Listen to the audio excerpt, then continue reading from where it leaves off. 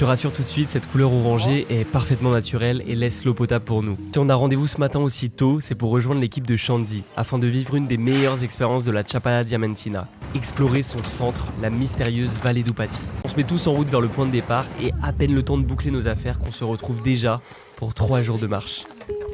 On vient de commencer le premier jour de trek.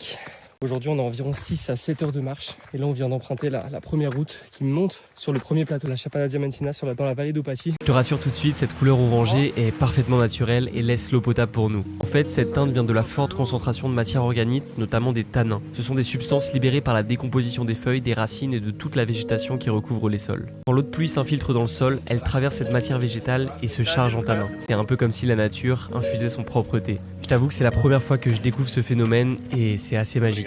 Et en fait, donc d'après ce qu'on a compris, il n'y a seulement que 8 familles qui vivent ici dans la vallée d'Upati. Il y a 8 familles de natifs qui sont nés ici.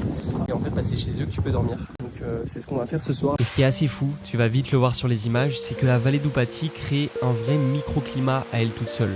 Nichée en plein cœur du parc naturel, presque comme cachée dans un canyon, la vallée est totalement isolée.